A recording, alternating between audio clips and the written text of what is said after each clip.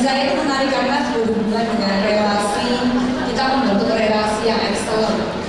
Jadi relasi yang excellent itu bisa sama teman, bisa sama keluarga, suami, anak-anak.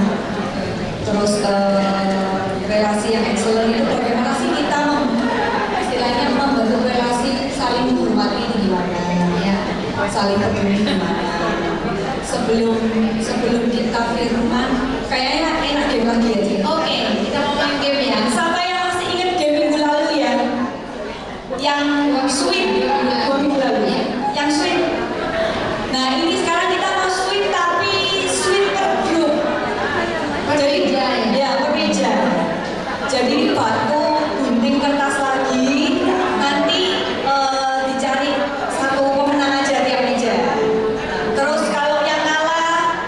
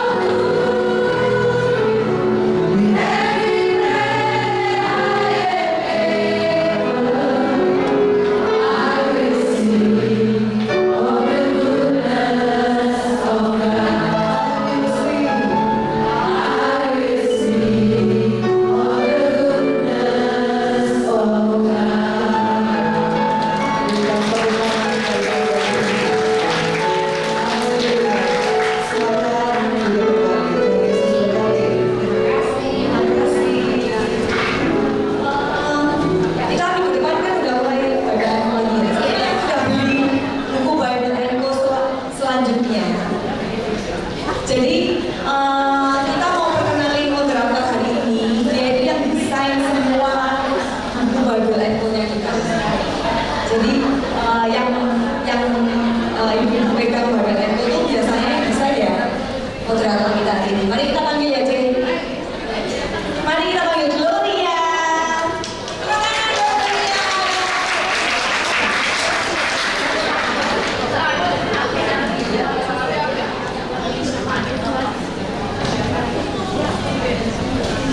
Oke, selamat pagi semuanya. Pagi, kok lemes sih? Ayo lagi. Selamat pagi semuanya. Ya gitu dong. Udah, siapa yang udah siap dengan kopi dan juga snacknya? Atau ada yang belum? Kalau belum bisa cepet-cepet langsung order sekarang juga sebelum ditutup. Kenapa kok hari ini? Kenapa kok harus siap-siap ya? Kenapa kok harus siap-siap kopi sama snacknya? Karena hari ini kita akan membahas sebuah topik yang super duper spesial gitu ya, dan otomatis karena topiknya spesial jadi narasumber kita juga hari ini super duper spesial juga, jadi siapkan buku catatannya ya. Oke, kita panggil narasumber kita hari ini yaitu Celiana.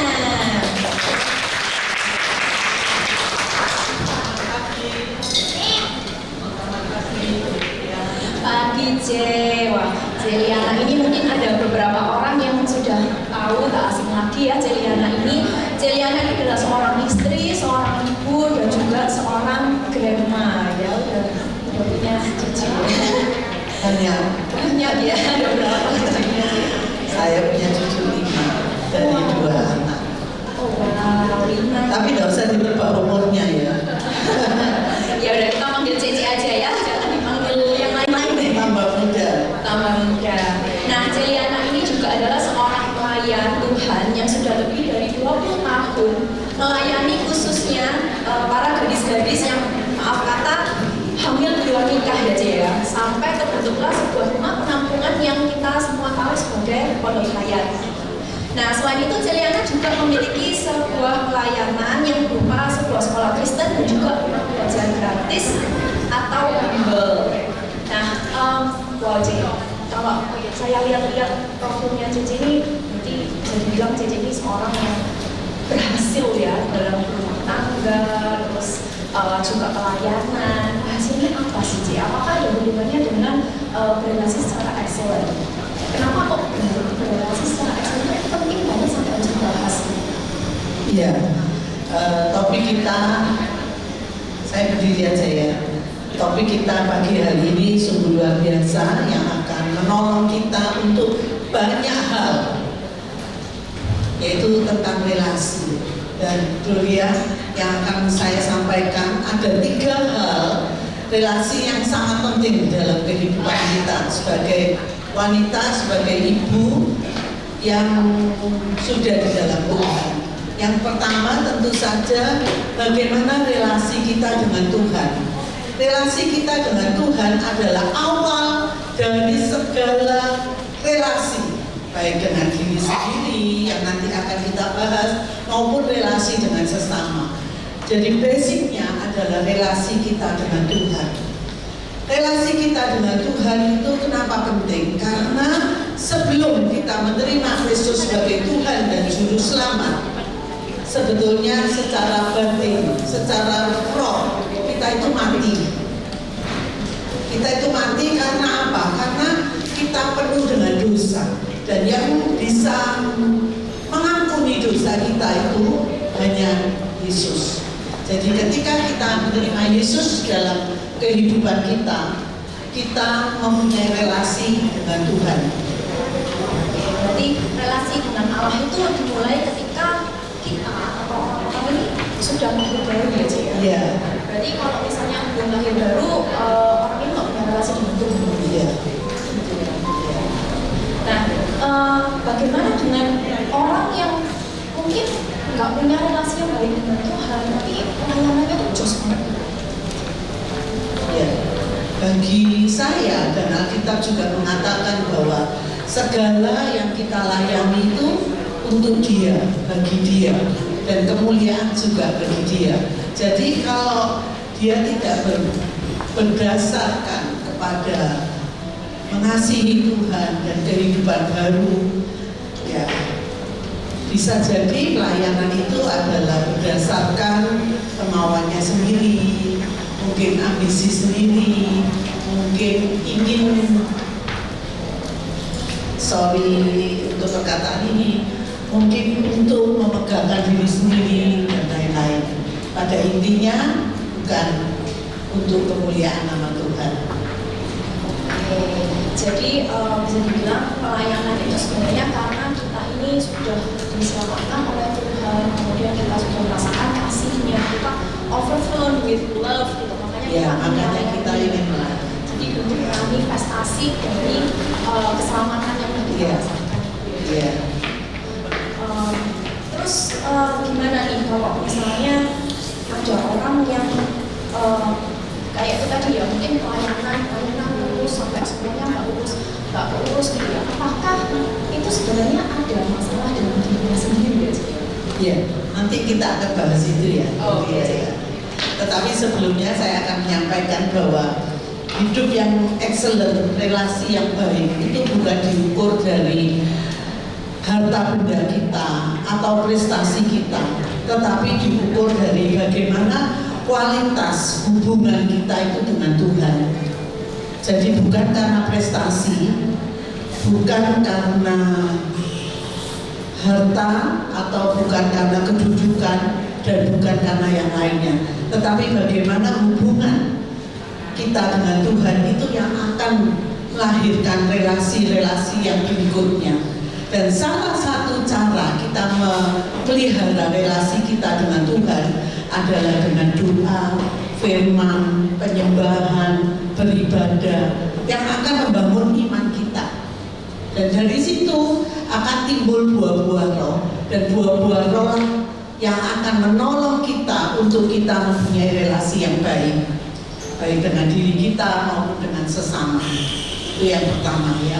Kalau kita buka dari Roma 12 ayat 18, mari Ibu kita membuka, walaupun kita santai tapi kita tetap belajar firman ya. Dunia bisa tolong bacakan Roma 12 ayat 18.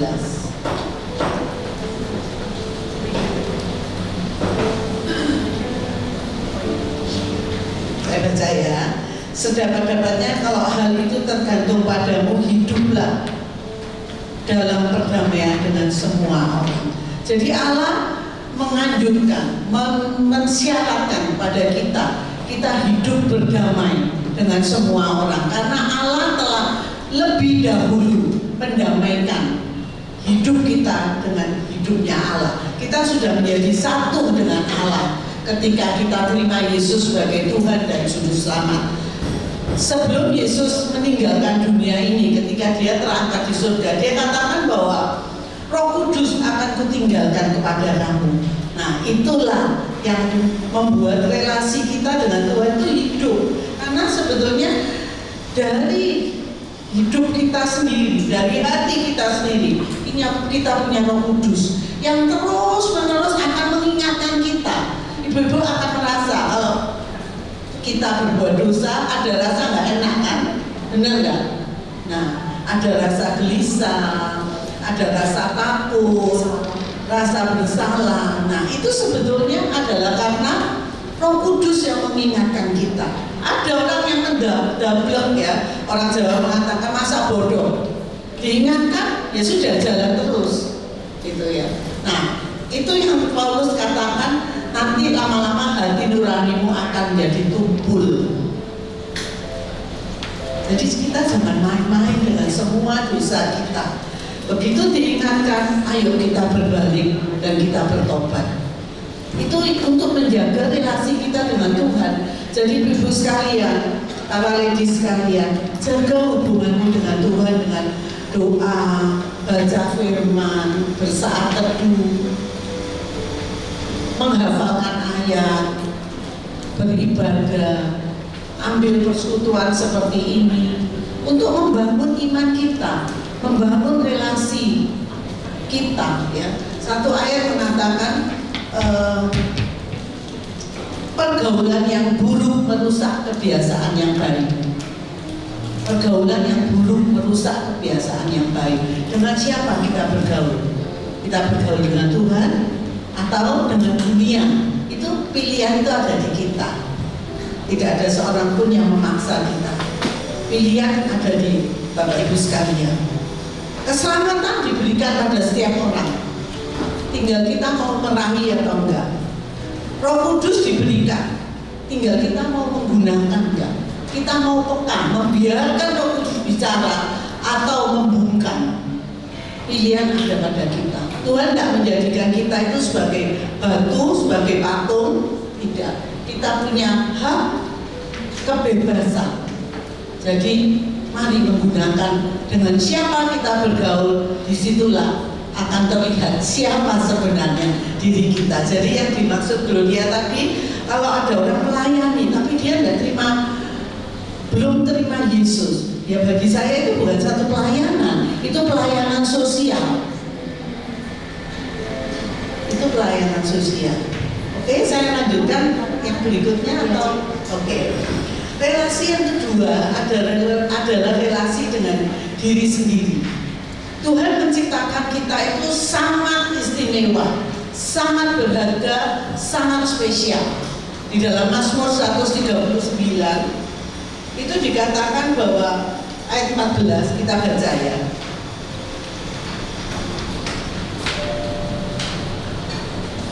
Mazmur 139 ayat yang ke-14. Silakan. Aku bersyukur kepadamu oleh karena kejadianmu dahsyat dan ajaib. Ajaib apa yang kau buat dan jiwaku benar-benar menyadarinya.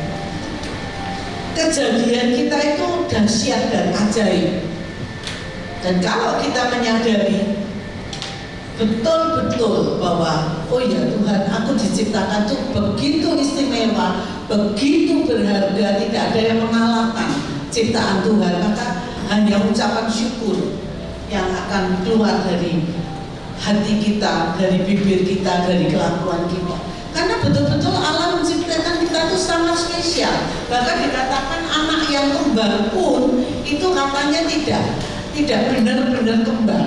Ada beberapa hal kromosom yang tidak sama di dalam dua anak itu, walaupun itu kembar sel telur, dari satu sel telur. Jadi begitu istimewanya Allah menciptakan kita. Bahkan dikatakan bahwa sebelum kamu lahir itu loh, aku itu sudah tahu kamu itu bakal seperti apa.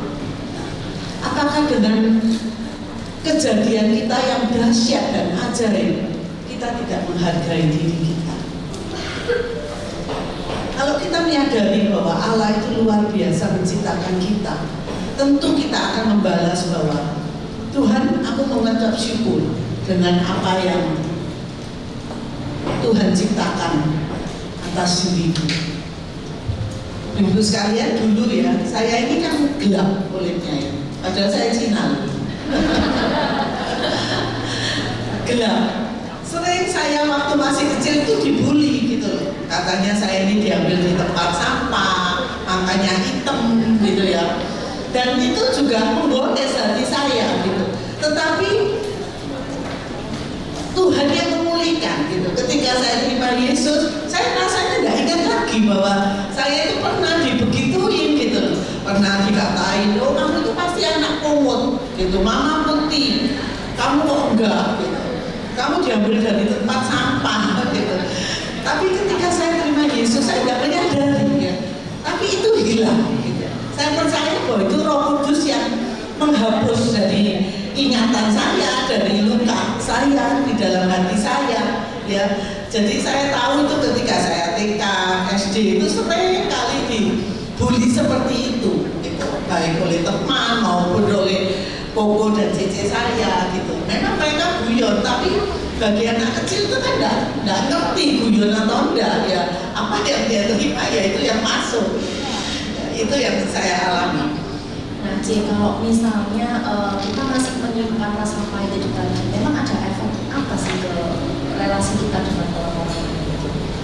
Kalau kita menyimpan rasa pahit dalam hati kita, maka saya berpikir bahwa kita akan menjadi orang yang aneh ya, yang mungkin gampang curiga dengan orang lain, mungkin kita akan berpikir, oh jangan-jangan Gloria nanti menyakiti aku, udahlah aku nggak mau deket-deket gitu, karena sudah ada proteksi gitu loh, untuk tidak mau disakiti lagi. Sudah aku nggak mau dekat-dekat dengan Gloria, nanti dia menyakiti aku. Itu kalau kita dendam. Atau sebaliknya, dia akan jadi pribadi yang minder, yang tidak mau bergaul gitu. Karena apa? Karena dia akan membandingkan dirinya dengan orang lain gitu. Untung ketika saya dikata-katain bahwa saya punya kulit yang gelap, saya masih tetap double gitu ya. Saya tetap bergaul, saya tetap main gitu. Tetapi ada orang yang begitu peka sehingga dia memilih, sudah aku tidak akan bergaul gitu. Aku lebih baik sendiri. Nah itu salah satu efek daripada kalau kita mendendam, menyimpan kepahitan. Dan ini sangat bahaya ibu sekalian. Akan mudah marah, mudah tersinggung, mudah sakit hati, dan ingat terus gitu loh. Dan ini adalah pilihan sebetulnya. Ya, kita mau milih untuk tetap mendendam atau kita memilih untuk mengasihi. Dan menariknya, Gloria di dalam 1 Yohanes, 1 Yohanes.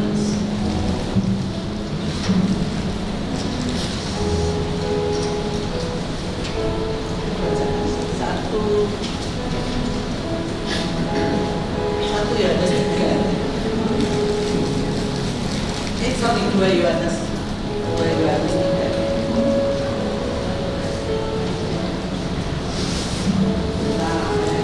Nah, 1 Yohanes 3 judulnya, kamu lihat judulnya ya, 1 Yohanes 3. Satu, sorry ya, salah. Nah, di atasnya ayat 11. Judulnya apa itu? Perikop itu judulnya apa? Kasih terhadap saudara sebagai tanda hidup baru. Nah, ibu-ibu kita baca sama-sama ya. Judulnya judulnya saja. 1, 2, 3. Kasih terhadap saudara sebagai tanda hidup baru. Kasih terhadap saudara sebagai tanda hidup baru. Kalau kita mendendam, berarti apa? Tidak mengasihi. Tidak mengasihi dan tidak hidup baru. Nah, ini pilihan para lady semua. Apakah kita mau menyimpan dendam? Ada firman Tuhan sudah jelas-jelas mengatakan, judulnya saja sudah begitu menohok kita ya. Kasih terhadap saudara sebagai tanda hidup baru. Judulnya saja sudah sangat luar biasa. Itu loh salah satu tanda bahwa kita mengasihi. Kalau tanda bahwa kita lahir baru, yaitu kalau kita bisa mengasihi. Bagaimanapun membenceno, kata-kata Surabaya itu mantep banget. Kita nggak ucap, benceno. Oh, benceno katanya dia. Benceno pol. Walaupun itu yang kita hadapi, benceno pol. Ada banyak di sekitar kita. Bisa mertua, bisa kakak ipar, bisa orang dari suku lain. Saya akan cerita ya.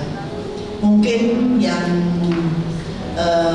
tahu sejarah, mungkin yang lebih muda, yang belasan usia Gloria mungkin tidak alami. Siapa yang ingat waktu G30S Gestapo ya? Nah, Bunda ini ingat, yang sepuh-sepuh ingat biasanya, termasuk saya. Jadi tahun umurnya sih. Nah, pada saat itu saya itu tinggal dengan keluarga saya 6 saudara, saya nomor 5 di Ambulu Jember, di desanya Ratna, ya, Ratna tetangga desa dekat saya. Nah, di situ toko-toko Chinese itu dihancurkan. Ya, termasuk toko papa saya. Kami jualan sembako, merancang, jual palen begitu. Nah, sampai saat ini saya masih teringat bagaimana toko itu hancur, kaca-kacanya hancur, kemudian ada darah di tembok gitu ya, karena orang yang masuk ditembak oleh polisi. Itu masih ingat dalam pikiran saya. Dan cece saya nangis. Kemudian berapa hari kemudian dia berusaha menyembunyikan segala harta benda kami itu dimasukkan ke dalam sumur gitu. Dia ceritanya mau balik ke negeri seberang. Nah, kemudian malam hari itu kami itu dibawa oleh tetangga kami di belakang kampung, seorang Madura, dibawa mengungsi di rumahnya dia. Dan dia bilang tidak boleh berisik di tengah kegelapan, cuma bawa obor kecil gitu. Nah, saya kira-kira itu umur 5 atau 6 dan adik saya digendong oleh bapak itu, Pak Amir namanya. Kami sampai di rumahnya tidak begitu jauh dari toko dan kami tidur di situ sampai 2 malam. Kemudian kami pindah di kecamatan, di kantor kecamatan, semua Chinese ada di situ. Dan peristiwa itu sudah puluhan tahun. Tapi sampai saat ini saya masih teringat. Dan ketika Tuhan memberikan pada saya pelayanan kepada suku seperti Pak Amir, hati saya bergetar. Tuhan, suku ini yang pernah memporak-porandakan warga kami dan kami harus pindah Surabaya dan saya ditinggal di saya di Amin selama 1 tahun. Itu sangat pahit, sangat sakit. Ketika saudara sepupu saya, anak saya itu punya boneka, saya pengen tapi sungkan mau minta, anak kecil sudah ngerti sungkan. Ketika sandalnya bagus, saya pengen, saya nggak berani minta. Ketika ada mobil lewat, saya pikir mama saya datang atau papa saya datang, ternyata bukan. Dan itu sangat sakit. Dan ketika saya harus melayani suku Madura, suku Jawa, satu pergumulan besar bagi saya. Tidak gampang untuk saya melupakan semua itu. Bagaimana kami tinggal di kampung Wonorejo 4 ya, itu Pak Dita Pitoyo, buku saya itu kan paling putih di antara keluarga, sering kali dibully Cino. Dan nama saya itu kan masih nama 3, Om Miju. Saya sekolah di negeri,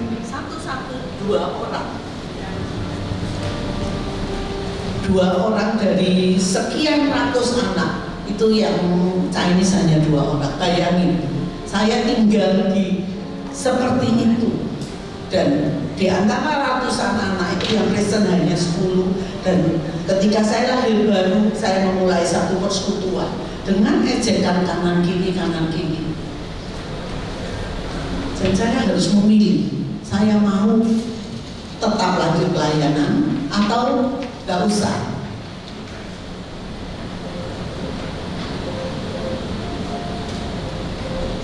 Dan saya memilih, saya tetap melanjutkan pelayanan.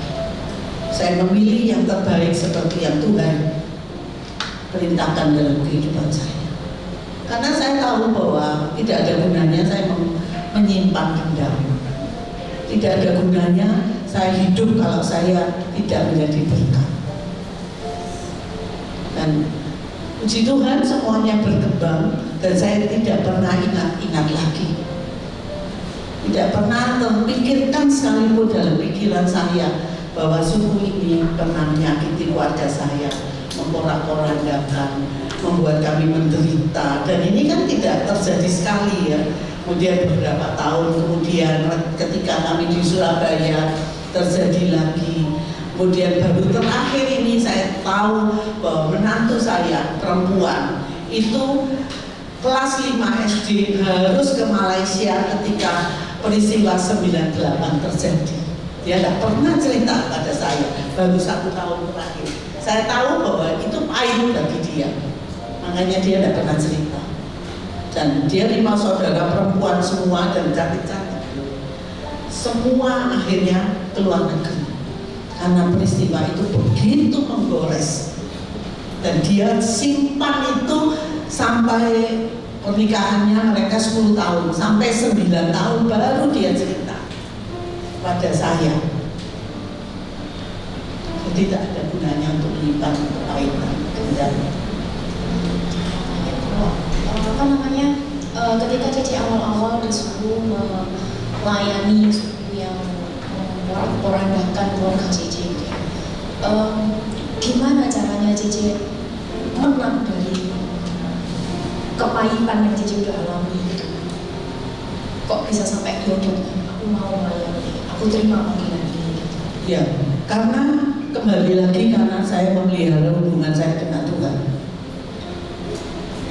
Jadi saya tidak berusaha mematikan Roh Kudus yang berbicara di dalam hati saya. Itu yang menguatkan saya dan akhirnya saya mengambil keputusan yang benar di hadapan Tuhan. Karena saya memelihara relasi saya dengan Tuhan. Jadi itu relasi yang utama dan yang satu-satunya yang akan membuat kita hidup benar.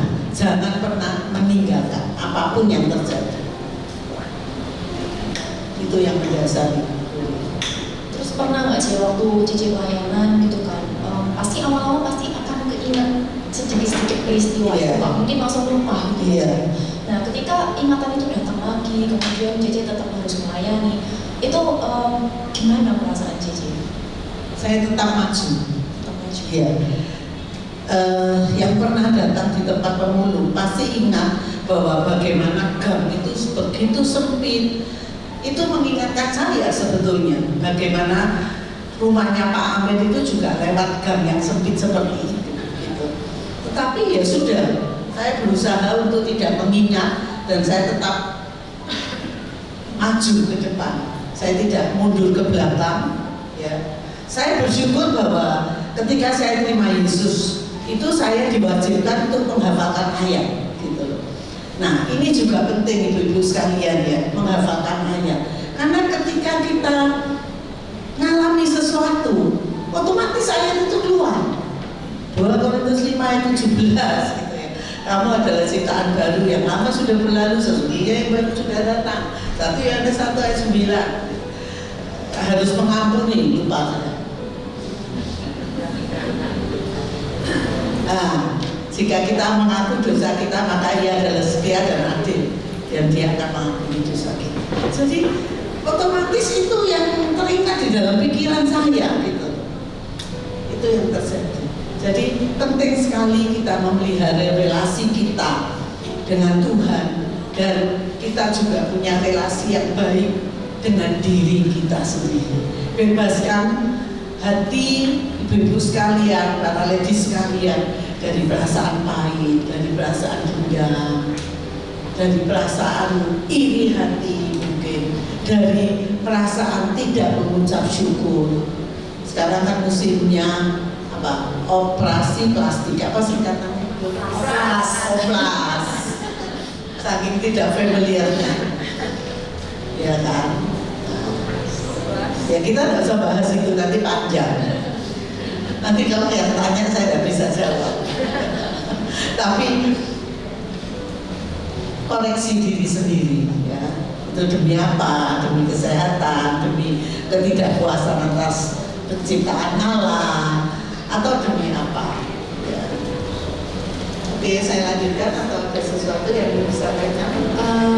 Mau tanya sih, berarti kalau misalnya ada orang apa namanya oplas, atau mungkin sekarang zaman filler juga ya, suntik-suntikan kayak gitu. Nah, apakah berarti kita itu harus menerima kita apa adanya gitu? Jadi apakah kita nggak perlu merawat diri sendiri? Oh, sangat perlu. Sangat perlu untuk merawat diri sendiri sebagai satu penghargaan bahwa Tuhan itu menciptakan kita itu cantik dan harus dipelihara, jangan dibiarkan ya. Jadi menghargai diri sendiri itu sama dengan kita dengan kata lain menghormati orang lain juga ya. Iya, menghormati Tuhan sebagai pencipta kita. Ada ayat yang mengatakan kalau kita menghina sesamanya, berarti kita itu menghina penciptanya. Amsal berapa ini? Berarti menghargai diri sendiri itu juga bisa termasuk kita menjaga kesehatan kita. Iya. menjaga makan, pola tidur, olahraga, kemudian kita juga harus menghargai waktu juga ya Cik ya. Jangan sampai kalau yang suka janjian, siapa di sini suka janjian hangout terus suka telat. Berarti kita harus menghargai waktu itu tadi, nggak boleh telat gitu Cik ya. Terus yaitu self care, jadi kita harus responsibel sama diri kita sendiri, nggak boleh suka banding-bandingin orang, kita menerima diri sendiri, tapi juga bukan berarti kita membiarkan diri kita. Ada beberapa orang yang berdoa minta kesehatan, tapi makannya bablas terus, ya, kemudian tidak berolahraga, ya, gimana ya? Tidak menghargai diri sendiri, artinya tidak menghargai kesehatan yang Tuhan berikan. Ya Tuhan bekerja sama, Roma 2 ayat 28. Tuhan bekerja sama dengan kita untuk mendatangkan kebaikan. Roma 8 ayat 28. Untuk mendatangkan kebaikan bagi orang yang mengasihi Dia. Jadi Tuhan bekerja sama dengan kita untuk kita sehat, untuk kita tetap cantik, untuk kita tetap langsing. Itu sangat Tuhan hargai segala usaha kita. Karena itu ya tetap kita punya waktu untuk berolahraga, kita tetap punya waktu untuk healing, tapi nggak usah tebel-tebel, nanti lupa pulang ya. Kemudian menghargai pertemanan, ya. Kalau saya suka godain Enrika dan teman-teman, lanjut, saya selalu menggodain.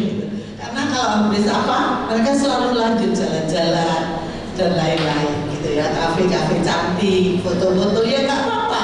Itu kan menghargai diri sendiri untuk refreshing gitu ya. Walaupun saya nggak ikut karena saya nggak punya waktu sebanyak mereka gitu.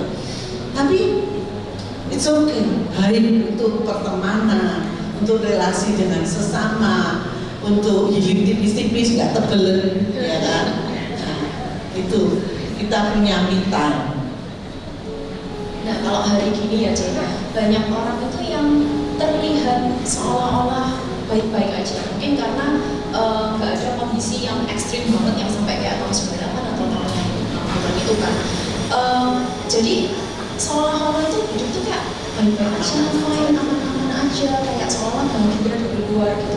Dan gimana caranya kita tahu kalau kita itu sedang tidak baik-baik aja sebenarnya di dalam diri kita ini? Salah satu tolak ukurnya adalah damai sejahtera. Kalau aku ya, dan aku rasa itu ya dan amin. Kalau kita merasa tidak baik-baik saja itu tidak ada damai sejahtera, gelisah. Kemudian apa ya, gerusa-gerusu itu apa ya, cepat-cepat gitu loh, ngambil keputusan nggak tepat gitu, tergesa-gesa seperti itu berarti tidak ada damai sejahtera di dalam hati ya, sehingga ambil keputusan salah, tidak ada hikmat, ngomong salah dan lain-lain. Itu yang terjadi.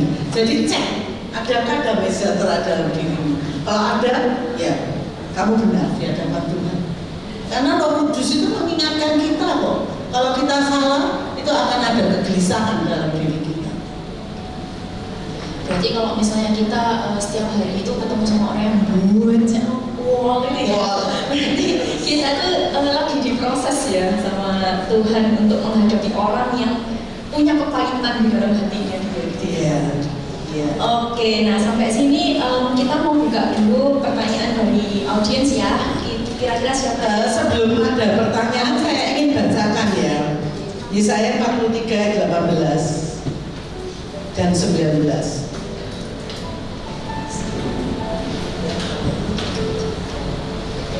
Firman-Nya, janganlah ingat hal-hal yang dahulu. Itu firman Tuhan mengatakan, jangan ingat-ingat yang lalu, dan jangan perhatikan hal-hal yang zaman purbakala. Seandainya, ini berandai-andai, saya masih ingat, oh suku itu, tidak akan jalan. Saya akan berhenti di sakit hati. Padahal firman Tuhan katakan jangan ingat-ingat yang dulu, yang dari zaman lalu purbakala itu sudah lupakan. Lihat aku hendak membuat sesuatu yang baru. Tuhan akan membuat sesuatu yang baru. Ketika kita melepaskan pengampunan, ada sesuatu yang baru. Lepaskan pengampunan untuk apa kita pegang? Itu hanya akan melukai hati kita, bukan melukai orang yang mantel dengan kita. Dia tidak merosot. Kalau kamu mantel dia tidak akan merosot.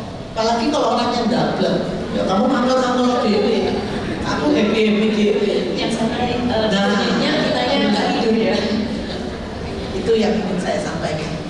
Ya, jadi percuma kita mendendam sesuatu, nanti malah jadi penyakit ya. Katanya kanker itu juga berasal dari situ, vertigo juga berasal dari sakit hati, dan banyak lagi, stres, tremor, ya toh. Banyak kalau sekarang jangan kerja. Nah, nggak bisa tidur, ya kan? Oke, ada pertanyaan dari audiens sampai sini. Oke.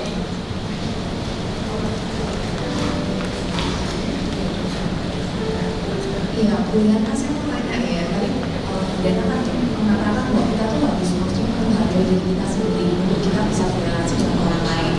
Nah, ini tadi yang menanggapi mengenai kayak masalah orang sendiri ya. Ada orang yang mungkin mau menghargai diri mereka sendiri, yaitu aku mau cantik, mau apa, biar aku lebih pede, aku maksudnya melakukan operasi. Tapi saya pernah dengar bahwa ada pendeta yang bilang bahwa kalau kita melakukan operasi itu kan itu merubah sesuatu yang sudah Tuhan berikan kepada kita. Bahwa itu katanya itu dosa. Karena kan Tuhan itu menciptakan kita itu kan unik ya, setiap orang bentuk gambar dan rupa yang sudah Tuhan itu kehendaki buat kita. Nah, tapi kan kita tuh merubah, itu katanya dosa. Bagaimana ya menurut dia mengenai hal ini? Siapa yang mau jawab dapat sepeda? Ada yang mau jawab? Kalau saya, tolak ukurnya adalah damai sejahtera. Kalau kamu damai, ya lakukan. Yang kedua, tolak ukurnya adalah motivasi. Apa motivasinya? Betul, kamu menghargai ciptaan Tuhan sehingga perlu di tak. Atau apa motivasimu? Gitu ya. Jadi cek kembali pada diri sendiri. Ada damai sejahtera, motivasinya apa? Mungkin ada yang mau nambahin, dapat makan siang gratis. Tapi kalau keracunan tanggung sendiri.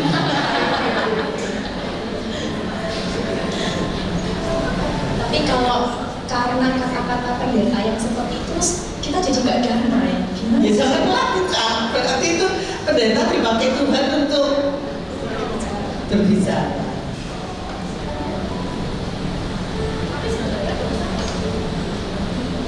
Enggak, kalau dosa, kalau menurut saya enggak ya. Enggak dosa sih, tapi cek damai sejahtera, cek motivasi.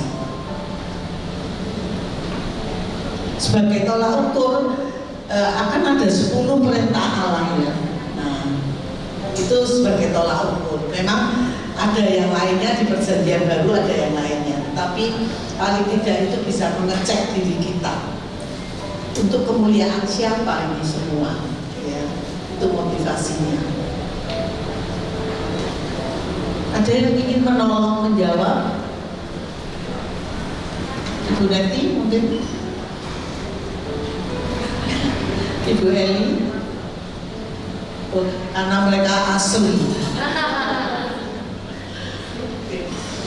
Oke, apakah menjawab? Oke, ada lagi yang ingin bertanya?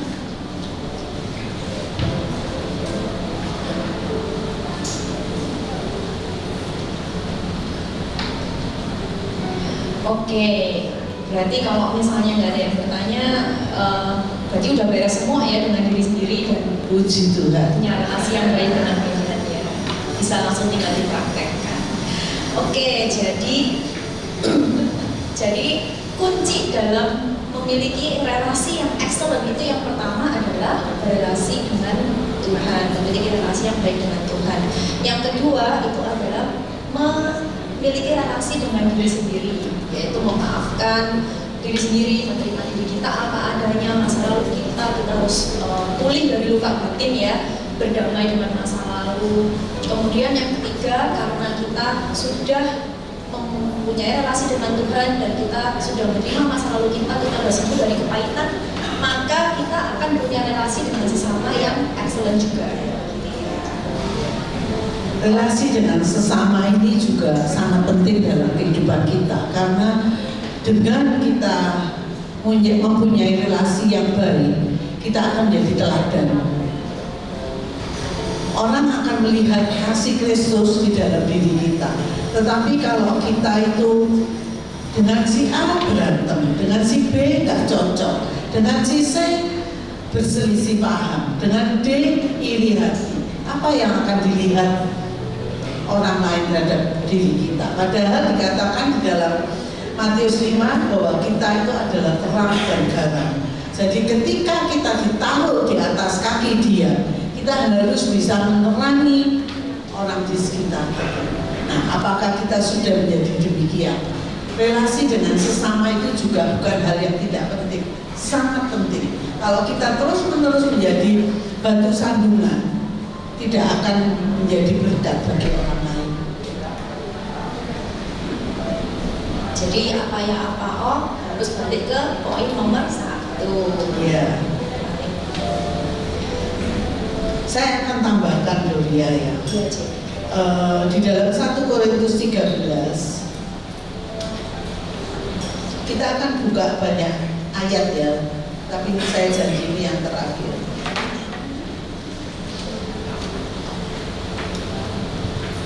Gloria bisa bacakan ayat 4 sampai 7. Kasih itu sabar, kasih itu murah hati, ia tidak cemburu, ia tidak memegahkan diri dan tidak sombong. Ia tidak melakukan yang tidak sopan dan tidak mencari keuntungan dari diri sendiri. Ia tidak pemarah dan tidak menyimpan kesalahan orang lain. Ia tidak bersuka cita karena ketidakadilan, tetapi ia bersuka cita karena kebenaran. Ia menutupi segala sesuatu, percaya segala sesuatu, mengharapkan segala sesuatu, sabar menanggung segala sesuatu. Ya, demikian Tuhan mengasihi kita, dan demikianlah harusnya kita mengasihi sesama kita dan mengasihi diri kita juga. Kasih itu sabar, murah hati, belajar untuk menjadi sabar dan berkata-kata lembut, tidak teriak-teriak, itu juga satu pergumulan, karena itu pergumulan saya juga. Saya kalau ngomong nggak pakai mic pun, saya jamin ibu akan dengar, karena sudah biasa ngomong banter, ngomong keras. Pada saya kalau ngomong, waduh, tetangga sebelah dengar. Tapi saya berusaha untuk bagaimana mengecilkan volume. Ketemu suami yang kalau ngomong juga terpol. Jadi sudah kok. Jadi kan itu susah kan, untuk mengecilkan volume aja susah, untuk ngomong tidak cepat-cepat aja susah gitu. Jadi itu memang butuh tekad dan berlatih terus-menerus. Tekad dan berlatih terus-menerus. Kalau telepon ya, saya paling nggak bisa kalau telepon bisik-bisik, tapi saya akan mencoba terus. Kalau halo, ya itu kan susah gitu biasa. Halo, oh iya. Satu mobil kedengaran, ya kan. Jadi memang harus sabar, panjang sabar, bukan saja sabar, panjang sabar.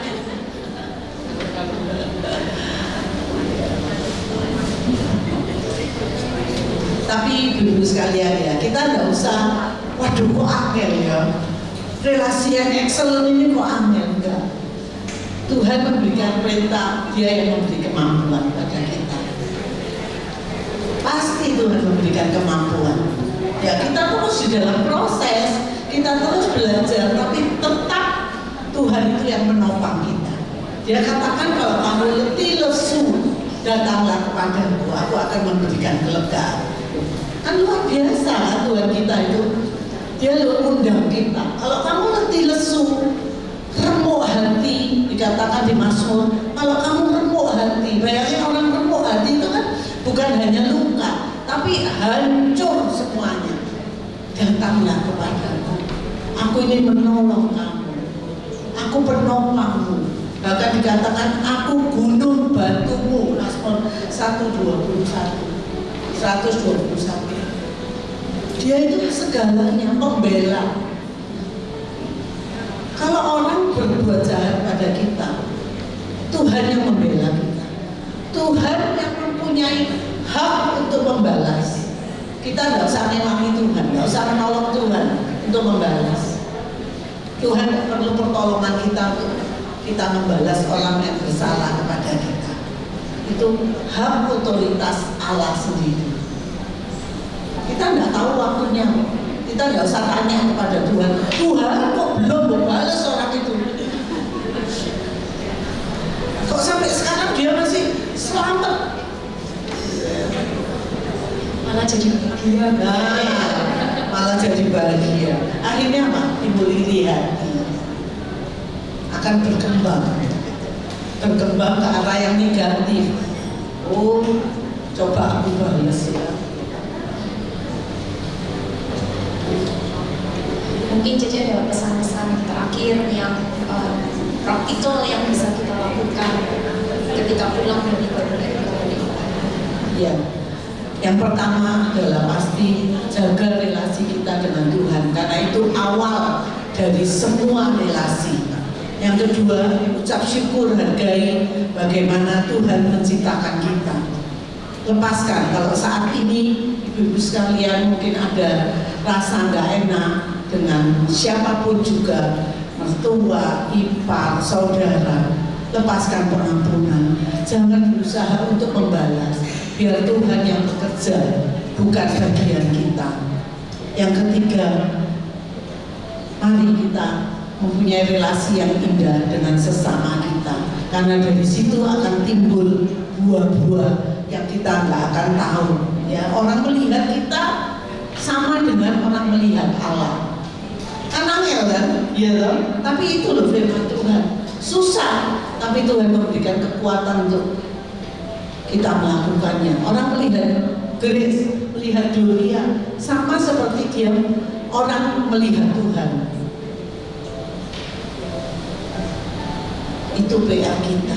Dan percaya kalau kita bersandar terus pada Tuhan, Tuhan yang memberikan kemampuan. Saya ingat waktu kita doa jam 9 di ruangan sebelah minggu lalu, Ibu Neti itu doakan aku tak buka ya Nen, persiapanku kurang katanya dia, karena dia sibuk. Tapi dia berserah pada Tuhan dan Tuhan menolong. Ketika kita berserah, Tuhan itu turun tangan untuk menolong kita. Tuhan tidak pelit untuk menolong kita, dan dia selalu panjang sabar, panjang kasih untuk membackup. Ya, kata-kata ini aku bertemu sekarang, membackup kita luar biasa. Ketika kita tidak mampu, Tuhan membackup kita. Itu yang ingin saya sampaikan. Thank you waktunya.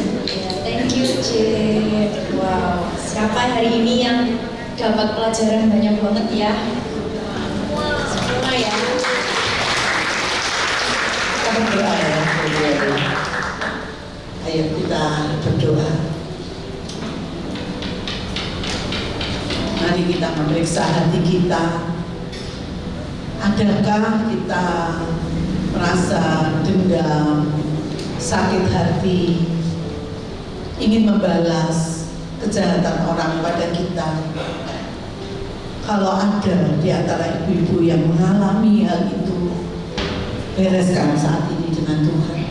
Katakan, Tuhan, aku mengampuni. Sebut namanya. Siapa yang akan kau ampuni? Sebut namanya. Dan Tuhan, aku melupakan apa yang telah dia lakukan terhadap aku. Tuhan, tolong aku. Mungkin kita tidak mampu, kita masih sering mengingat-ingat. Tapi percaya, ketika kita ingin melakukan yang baik, Tuhan berada di pihak kita. Kalau ada ibu yang seperti itu, mari kita bersama-sama berdoa, minta dengan sungguh-sungguh supaya tidak ada lagi sakit hati. Itu keputusan kita. Kita mau berdendam atau mau mengampuni. Bagi saya ketika G30S 60 tahun yang lalu, itu sangat pahit bagi seorang anak. Harus diseret-seret di tengah malam, tidak ada lampu, tidur dengan orang asing yang saya tidak kenal. Dan dengan peristiwa itu saya harus berpisah dengan saudara dan mama papa saya selama 1 tahun. Dan ketika saya pengen mainan, tidak ada orang yang membelikan saya. Ketika saya pengen sandal warna pink, tidak ada orang yang membelikan bagi saya. Kalau saya ingat peristiwa itu, tentu pahit, sakit hati, baik kepada negara ini maupun kepada orang tua saya. Tapi Tuhan begitu mengasihi saya. Dia menjauhkan saya dari segala kepahitan, sehingga saya bisa menatap ke depan dan melangkah maju. Seandainya saya memilih tetap pahit, mungkin sampai saat ini saya tidak bisa duduk di antara ibu-ibu sekalian. Saya akan menjadi orang yang terpuruk, menjadi orang yang minder, menjadi orang yang sakit-sakitan. Mari pada pagi hari ini kita mengampuni orang yang telah menyakiti kita, siapapun dia, apapun peristiwanya. Saya akan mendoakan ibu-ibu juga harus berdoa sendiri di dalam hati, menyebutkan nama orang yang ingin kau ampuni. Saya berikan waktu 1 menit untuk kita berdoa.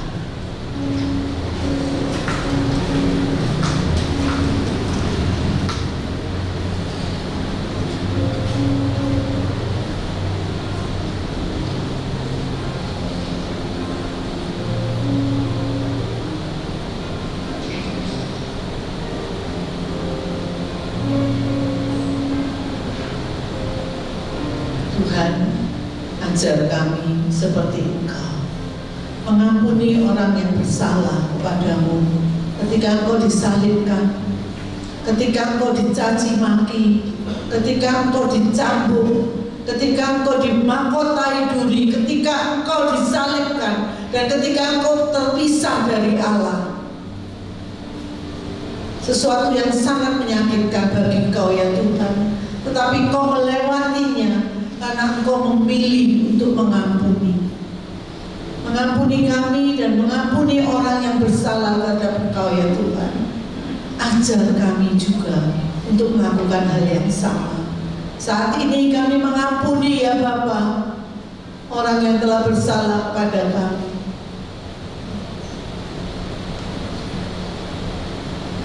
Biar Tuhan menolong kami. Tuhan, Kaulah kekuatan kami yang akan menolong kami untuk kami boleh mengampuni. Terima kasih ya Tuhan. Terima kasih karena Engkau baik. Jaga relasi kami dengan Engkau ya Tuhan, supaya kami tetap memuliakan nama-Mu. Terima kasih Tuhan. Biarlah nanti ibu-ibu di tiap-tiap kelompok, kalau ada yang harus didoakan, jangan buang-buang waktu. Doakan siapa yang harus diampuni, minta untuk bersama-sama dukung di dalam doa, supaya iblis tidak ambil celah ini untuk mengingat-ingat lagi. 1 kali pengampunan beres di hadapan Tuhan. Dalam nama Tuhan Yesus, kami patahkan setiap kuasa dendam, iri hati, sakit hati di dalam nama Tuhan Yesus Kristus. Kami lepaskan roh pengampunan, memaafkan, mengasihi seperti seperti Tuhan terlebih dahulu mengasihi kami. Terima kasih Tuhan Yesus. Terima kasih. Di dalam nama-Mu kami berdoa. Amin. Terima kasih.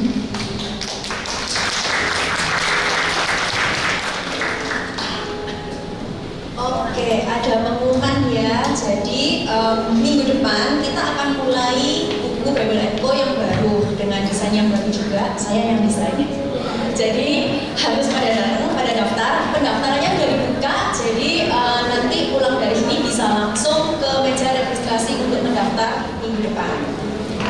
Kemudian untuk yang berulang tahun bulan September bisa maju ke depan, kita akan merayakan sama-sama dan kita akan berdoa bersama-sama untuk yang berulang tahun bulan September.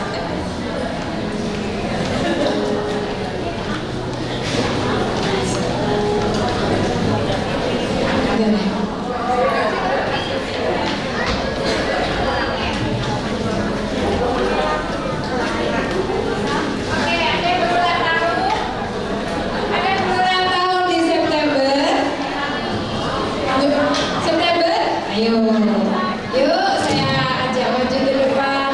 Kita ingin berdoa bersama. Kita ingin berbahagia bersama menyambut anugerah Tuhan yang Tuhan sudah berikan dalam hidup kita. Yuk, silakan maju. Silakan. Sila teman-teman kita yang ulang tahun bulan September. Oke. Mungkin Ci Mariani boleh berdoa? Ya.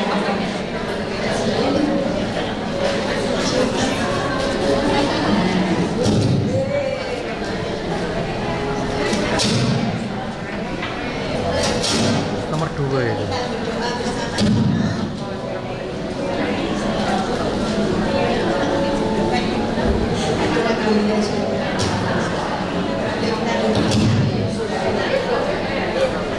Terima kasih Tuhan buat anugerah yang Kau berikan kepada kami semuanya, khususnya yang berulang tahun pada bulan September Tuhan.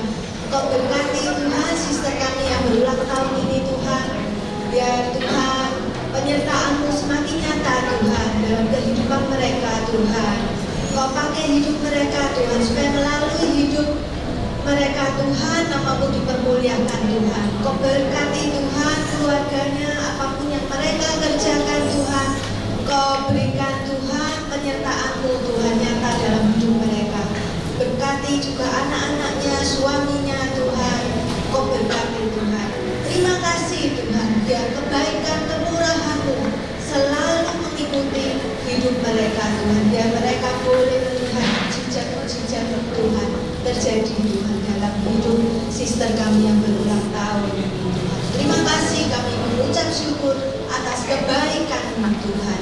Dalam nama Yesus kami berdoa.